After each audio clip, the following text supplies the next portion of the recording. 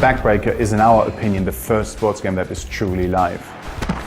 Whatever you see on the field hasn't happened before and won't happen again.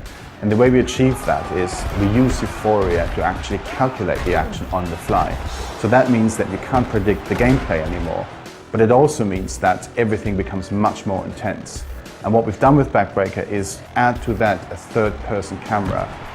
We don't really want to chase a broadcast experience that's already done very well by other games. What we try and do is take you onto the field and make it feel like you are actually a player on the field. You are down low, you are in the action, you'll see the tackles. All the interactions and all the things you didn't expect are happening right around you, as opposed to you feeling quite detached and looking down on them. You're not this kind of god over the football field who can see everything. Some people have kind of thrown their hands up and go, wow, this is sacrilege. You know, I've been playing football games for 20 years and I've never seen this before.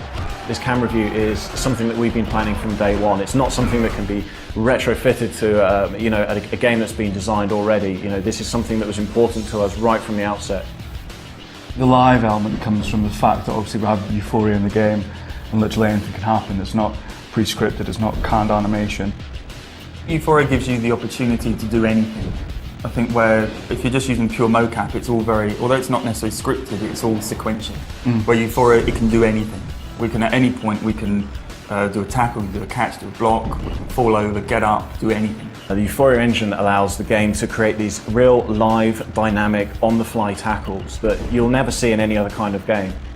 It's a lot about the game doing things you didn't anticipate, but the simulation can accommodate, and the player's reaction to that.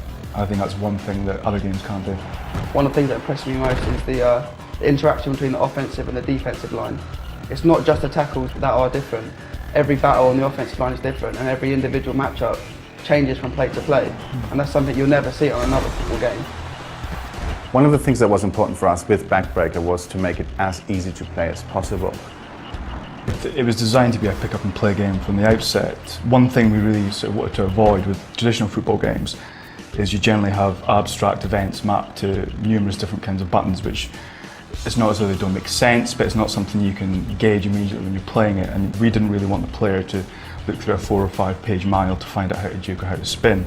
So the philosophy from the start was we'd look at the physical action of the player on the field. So if you imagine he's juking right, and we'd literally take that and map it to the stick. So a juke right would be a right movement on the right stick, or a spin would be a rotation of the right stick. And what we want to do, and hopefully what we've achieved, is the player could almost guess, anticipate what the controls would be just by looking at the action they want to perform. Sport in real life gets you those kind of unique, exciting moments that you never see in video games. The revolutionary aspect of BackBreaker using Euphoria is that it enables the game to recreate these incredibly intense, exciting sporting moments.